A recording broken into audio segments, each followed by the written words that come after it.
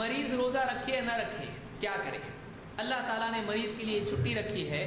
اللہ نے فرمایا فَمَنْ كَانَ مِنْكُمْ مَرِيضًا أَوْ عَلَى سَفَرٍ فَعِدَّةٌ مِنْ أَيَّامٍ أُخَرَ، لہذا جو کوئی تم میں سے مریض ہو یا سفر پر ہو تو وہ اپنے روزوں کی گنتی دوسرے دنوں میں پوری کرے۔ تو معلوم ہوا کہ مریض کے لیے گنجائش ہے کہ اگر وہ روزے بیماری کی وجہ سے نہیں رکھ سکتا ہے تو وہ اگلے دنوں میں رمضان کے بعد روزے مکمل کرے۔ اور آگے اللہ نے فرمایا وَعَلَى الَّذِينَ يُطِيقُونَهُ فِدْيَةٌ طَعَامُ مِسْكِينٍ، اور وہ لوگ جن کو بہت تکلیف ہوتی ہے وہ ایک مسکین کا کھانا بطور فدیہ دیں۔ یہ سورہ البقرہ کی آیت نمبر 184 ہے۔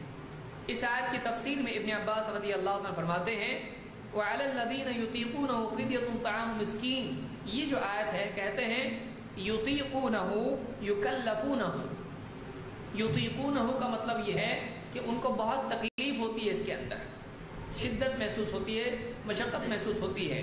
فدیتن کہتے ہیں فدیہ ہے، کہتے طعام مسکین واحد، ایک مسکین کا کھانا انہوں نے کھلانا ہے۔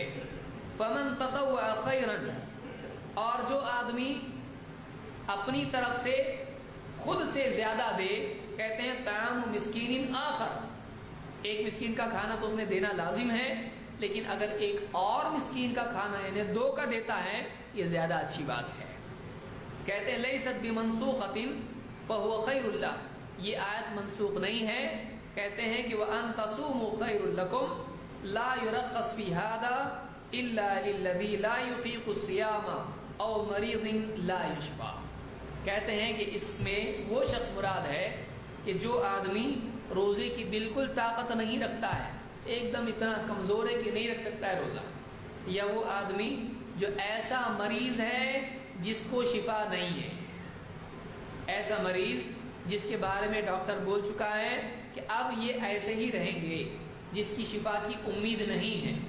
اللہ اس کو شفا دے تو اور بات ہے، پر اس کو تو نہیں معلوم شفا ہونے والی ہے، اب یہ سمجھ رہا ہے کہ اب یہ ایسا ہی رہے گا کہ بستر پر پڑا ہے، روزہ نہیں رکھ سکتا ہے، اب موت ہی آئے گی، ایسا لوگ سمجھ رہے ہیں۔ تو ایسا آدمی رمضان کا مہینہ پائے، اس کی طرف سے ایک مسکین کا کھانا دینا لازم ہے، اس پر روزے نہیں ہیں۔ اس کو امام النسائی نے روایت کیا ہے اور یہ صحیح روایت ہے۔